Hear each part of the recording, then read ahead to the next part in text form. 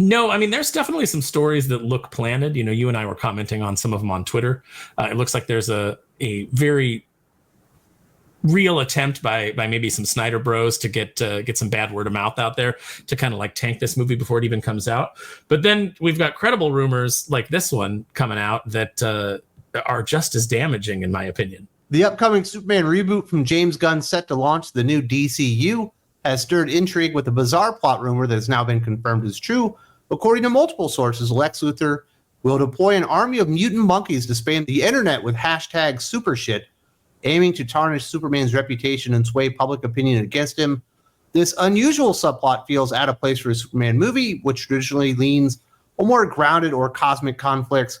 It's possible Gunn is using this as a satirical jab at online trolls, perhaps reflecting his own experience of being fired from Marvel Studios in 2018 after controversial tweets resurfaced, only to be rehired later. This odd narrative choice might risk alienating fans expecting a more classic Superman story. And when you first read it, Aaron, you're like, there's no way that can be true. But now it's been confirmed by enough sources that I'm pretty sure that it is. It sounded like a complete fabrication to me. I was like, there's no way that this, I don't even know what the budget is on this, but, you know, let's say 200 million plus movie is, there's no way they would allow even James Gunn to take the film in a direction like that. And apparently, according to these sources, it's true. And it just seems like a really bad idea. I mean, a bunch of mutant monkeys. Are we doing like a golden age superhero film, but set in the modern day? Like, because that sounds like a golden age plot line. A bunch of mutant monkeys typing on the thing. I mean, why do companies give filmmakers hundreds of millions of dollars to settle their personal vendettas with a bunch of faceless people on the internet? Why would you do that? I have no idea, but who actually wants to go see Superman fight online hate? I don't want him to fight the wage gap either. I want him to fight something pretty important. I don't want him to fight climate change. I don't want him to fight any of these other boogeymen. You know, just I want him I want Lex Luthor to have a decent, you know, scheme that Superman has to thwart with maybe some more powerful enemies. Give me Metallo, give me Livewire, give me the Parasite, give me anything other than this. The more details we get regarding the plot of this movie, the more overstuffed it kind of feels. It feels like he's literally throwing everything and the kitchen sink at this film.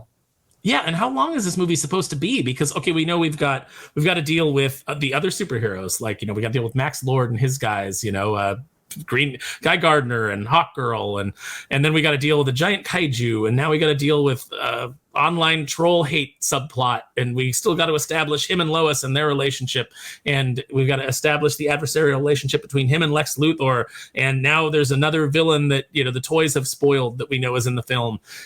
It's just, it feels like way too much, and I know that James Gunn is pretty good at doing a balancing act, but I don't know, man. Everything about this has me worried. I'm still interested in the film, but like, I don't know how. I mean, if he pulls it off, more power to him, because it seems like a lot. You do have Jurassic World coming out. You've got Fantastic Four coming out after this thing. It's going to be a loaded window there. And if you don't stand out and you're incorporating stupid elements like online hate against Superman as key plot points, people are going to suss that stuff out and make fun of it rather than go and see the goddamn movie. Also, I feel like a Superman movie, you know, maybe you shouldn't have hashtag super shit in your Superman movie. Yes. You know, because you're also setting yourself up. If the movie is bad, you've already like loaded the gun and put it to your own head. No, I've already seen people take the poster and put super shit in place of Superman. Mm-hmm. You can't give the internet anything to meme. You know, you have to really try to just make a good film. And don't give them anything that they could, you know, or if you know, there is something that they meme, it has to be a positive meme. You know, it has to be something that's just fun and everybody has a good time with. They're laughing with you, not at you. Yes. Which unfortunately, they're making themselves the butt of the joke. Sony made that mistake when they thought that the It's Morbin Time hashtag was laughing with the movie instead of at the movie. Exactly. You want to do the thing where you do Dune 2 and you got the weird popcorn bucket that you didn't think people were going to sexually abuse, and then they did it. It's not really your fault. They're idiots. We laugh with you at that stupidity. Yeah, we're on your side. We're like, yes, this is ridiculous. Man. And then, but like even Dune, the memes that came out of that, they were all like kind of positive and having fun along with the movie. Yes. Completely different tenor and atmosphere. And they've definitely set themselves up for everyone to refer to the movie as super shit after this. Yeah. I don't know, man. I think that Jurassic World comes out the big winner out of this summer slugfest. Hopefully the winner is cinemas. Hopefully, enough people go to see all these movies that the cinemas do well. But I think that these movies are ultimately going to cannibalize each other. And the only one that's really going to knock it out of the park is probably Jurassic World. Well, Warner Brothers and David Zaslav and James Gunn and the DCU could ill afford that.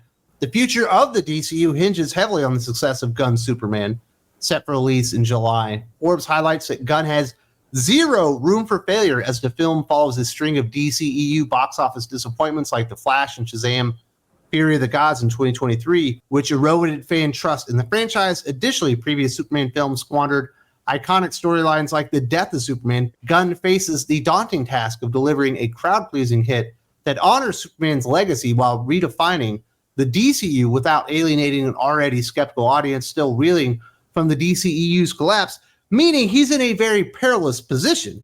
This movie has to succeed if the DCU is ever going to come to fruition. Yeah, I mean, you don't get a second chance to make a first impression, as they say, and this is the reintroduction to this new DC universe, and it's already got some problems. I mean, we've already got like the fact that Peacemaker from the old universe is part of this universe, and some of the characters carrying over, but not all of them, and some of the actors carrying over, but not all of them. So it's already kind of a confusing mess. The slate that they've laid out doesn't make a lot of sense to people. The fact that they're like, we're going to do a Clayface movie. And you're like, what? Why? Before Batman, because we can't decide on Batman. And there's rumors that James Gunn really wants Batman. So that's why, they were kind of putting off Batman 2. But then there's also some rumors that there's some personal problems with Matt Reeves that have kept him from delivering a new script. I mean, there's all kinds of stuff like that going on. It just seems like trying to force a cinematic universe is a task that cannot be accomplished. Marvel kind of built it slowly or more organically, and it worked. And now everybody's been trying to chase it and hotshot it. And this movie feels like they're hotshotting the DC universe. They're like, we gotta get everybody into this and all these other characters that are going to spin out. And I don't know. I don't know if it's going to work. I mean, I'd love to see a great Superman movie. And, this is all speculation. The movie could come out and it could be great. The movie could come out and it could be trash. We don't know till we actually see it. But these are all very concerning rumors. James Gunn, while he's been a part of a successful shared movie universe in the MCU itself, he didn't build it. He wasn't there at the beginning stages. He hopped on when they had massive successes. He was able to take something that was more obscure and make it very popular. But this is something that he's never quite accomplished in his life. Certainly, Warner Brothers has already attempted to do this with the DCEU, which ended up being a massive failure. Of course, Universal has failed with their MonsterVerse. The only other people that have really been able to do it is the Godzilla stuff. Yeah, and how big is that? That's just, Godzilla already has a world of monsters, and then you just put King Kong in there. That's just two properties merging together. That's a lot easier. That's a lot easier to juggle. Once they go... it's 5 movies over like 12 years. Yeah, I mean, once they go, hey, it's going to be Godzilla versus Kong versus Gamera, we'd be like, okay, cool. But then, it's Godzilla versus Kong versus Gamera versus Ultraman. And you're like, all right.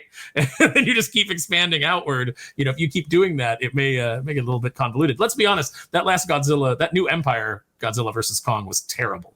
It was awful. But, the monsters are cool. That's why, I think Jurassic World is going to dominate, because those movies, no matter how terrible they got, and I will say that Dominion is perhaps worse than the Marvels. Take the lowest, the movie that made the least money in the Marvel universe, the Marvels, and I will say that Jurassic World Dominion is probably worse. But it had actors you liked.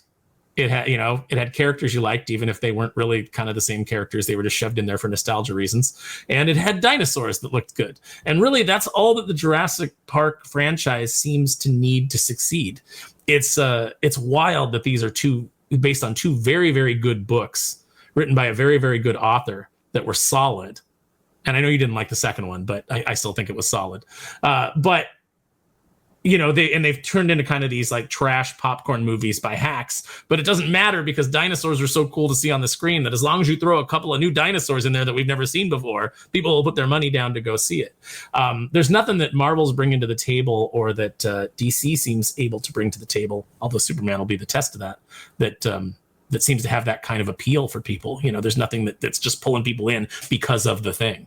We'll see what James Gunn has to offer when it comes to Superman, because in a recent interview with Gizmodo, Gunn emphasized that his vision for Superman reboot, distinguishing it from past iterations by aiming to recapture the whimsical tone of the character's Silver Age comics, he stated, "I don't think we've ever seen this big science fiction Silver Age Superman aspects that we have in our movie. We've never seen this specific part of Superman's life." Gunn also highlighted the dynamic between Superman and Lex Luthor, noting Nick Holt is imposing. You go, oh, fuck, poor Superman. That's the thing we've never see, not in film. Sometimes in the comics, you go, oh, Superman's fucked because Lex is so smart and so good at what he's doing. This approach suggests Gunn is leaning into the fantastical gadget-filled adventures of the 1950s and 60s, potentially offering a lighter, more imaginative take on Superman compared to the darker, grittier DCEU portrayals, while still grounding Lex Luthor as a formidable, almost mystical antagonist. I mean, at the end of the day, I would rather see a filmmaker take a big swing and miss than just do a bland, forgettable movie. So I think that, there's certainly potential here, but I feel like you're talking about Superman Returns, bland and forgettable. Yes, I am talking about Superman Returns, just absolutely bland and forgettable, and with a stupid plot that made no sense. So I would rather see a big imaginative take, try to do something different, try to give us something new. I think that there's something in that ambition to be respected. So I don't want to toss this movie on the heap before we've even seen it. But I think it is fair to discuss these things and to say that, this does sound concerning. It sounds like it could be a big miss, a big flop, a big, disaster. I hope that's not the case, but we'll see how it goes. Yes, an imposing Lex Luthor that really does challenge Superman, because when you go to the old movies, I love Gene Hackman, not exactly the most scary character in the history of movies. You get to the Superman Returns, it's Kevin Spacey hamming it up because he realized he was in a bad movie. And then I don't even know what What's-His-Dick was doing in The Man of Steel. I think he was trying to be Mark Zuckerberg rather than Lex Luthor.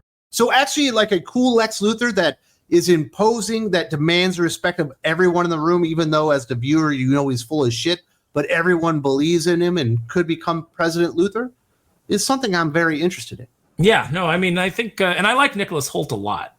And even, like I said, that he passed the normie test, because when I played the trailer and I had Marie look at it, she was like, oh, that guy's playing Lex Luthor? That's interesting. So it's like, okay, pass the normie smell test. I don't know. I don't know what to make of this film anymore. Adding to the intrigue, an Amazon product listing has revealed the film's secret villain, Ultraman. This character, an evil counterpart to Superman from an alternate universe, is depicted wearing a purple suit with a metallic U on his chest and distinctive goggles. This version of Ultraman differs from the classic DC Comics character, who hails from an alternate universe as part of the crime syndicate, and instead appears to be a dark mirror of Superman designed to challenge him directly. While James Gunn has confirmed that Lex Luthor is the main antagonist, the inclusion of Ultraman introduces a complex layer to the narrative, potentially exploring themes of duality and identity. And I personally like Ultraman a lot. I really like the Crime Syndicate, but that's basically just Superman in the same getup, except he's got a big U on his chest instead of an S. And this looks like he's going to be fully clothed and behind some goggles and a mask. I guess the rumor is that it's going to be Cavill, but I don't think they're going to do that. No, I've heard that it's not Cavill from some pretty credible sources. They didn't want to confirm who it was, but apparently it's not Cavill. So unless they do some kind of switcheroo where they've, put out some bait and then they, plop Cavill in there, I don't think that's going to happen as much as people might like that. And then the other people might hate that because it's like you're just throwing him a bone and you're making him not Superman. You're putting him in the movie, but we wanted him to be Superman. He was way closer to Ultraman in Man of Steel than he was to fucking Superman. Yeah, or the Justice Lord Superman. Like I said, that was the way that they should save the DC universe. Is when it was under Snyder, is you reveal that everything through Justice League, this was the Justice Lord's universe, and then you have them go up against the real Justice League from another universe. And then you just transition over to the real superheroes. That was the only way to save it. And it would have felt brilliant if people thought that it was planned that way. It was like, oh, you bait and switched us and you gave us some fake versions before you brought in the real versions. That's kind of a daring and bold move. Yeah, I don't know, man. There's a lot for him to do in this. And Ultraman, like, is it just going to be like he's a creation of Lex Luthor? Because that's what it appears. That's the direction they're going. Yeah, so he's not even from another dimension, which would be more to explain. So maybe that is better. And then maybe something happens to him, and then he becomes Bizarro. We might get that.